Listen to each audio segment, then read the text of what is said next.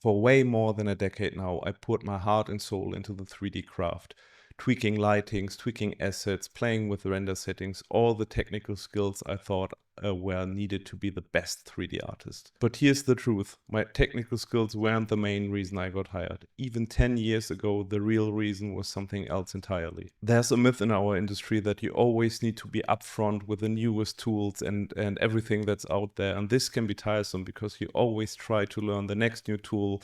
Everyone tries to get into Houdini. You always feel left behind because you think you need to learn the next new technical skill.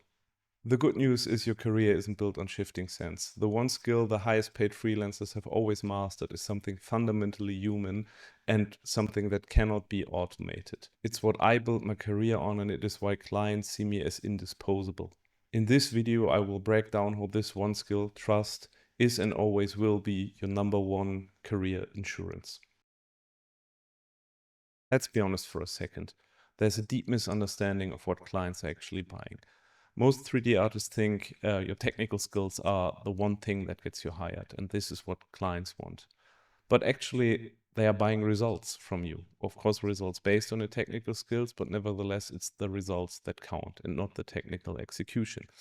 Also nowadays, with more and more automation tools and even AI in the picture, more and more of those technical tasks get more competition from people who are not as long in this industry as you are. So it all comes down to being dependable. And of course, this might be unsettling if you just build your whole career on the technical skills alone. But believe me, really believe me, you want to focus on those other skills, those non-technical skills, because this is what sets you apart from entry-level junior artists with AI tools or from just cheap labor countries who just scrub away all the big amount of work, because it's not about that. It's about the reliability. Early on in my career, I was focused on that same spiral. So focusing on learning the next technical skill, learning the next software, always feeling like I need to learn the next big thing to have value, because I always thought the value came from my technical skills. So I always focused on pushing them more and more and more, and I never felt good enough. But then at some point I sat down and thought, like, this can't be. I always feel left behind because new tools develop faster than I could learn them. So what I did is I sat down and I reflected. I looked at my past clients, at my past projects, and looked which ones felt the best and were paid the best, and which were the clients who are coming back more and more. And oftentimes those were not the ones where I delivered my best work, so to speak. Those were not my best renders, my best modeling or whatever, but it were the projects where I was involved deeply in the communication and where I created a bond with that client. So this is when I realized getting paid well and being a reliable partner is not all about your technical skills. So what does this fuzzy concept of trust and reliability actually look like in the real world? It's not just delivering on time or being nice. Of course, those are a given, but it's a professional strategy made out of a few pillars I've built my career on. If you master those, you become indispensable. The biggest mistake freelancers can make is thinking of themselves just like an order taker. Then you're basically disposable, then you're interchangeable. If you're just the one who executes what they tell you to do, what's your value? What's your unique value? So you need to be more than just a hired hand. You need to look at their project and look at what really moves the needle for them. Don't just execute. Really second guess what they tell you. If they tell you to do something where you as the professional know that this will not be the right choice for their project, then you need to tell them this. This is the moment you become more than just an executing hand. This is the moment you become a reliable partner.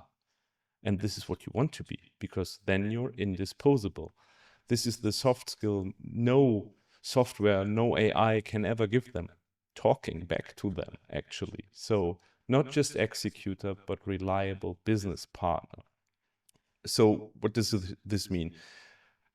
You always want to understand their business goals and not just execute the tasks. So the execution of the tasks leads to some kind of business business goal. So understand this business goals so you are able to understand what you need to do in order to achieve this goal with them and help them achieve this goal. This is the moment you are more than just some hands for them executing the task. In production, silence is terrifying. So if you're a freelancer who just gets the brief and then disappears for an uncertain amount of time, this creates a huge amount of stress on your client side.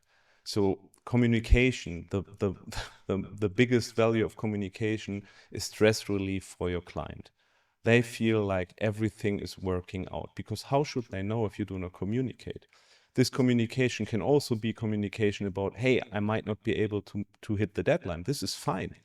I never had some bad reply to that. It's like, oh, okay, what can we do to help you out? This is the direction this will be going. So communication is everything.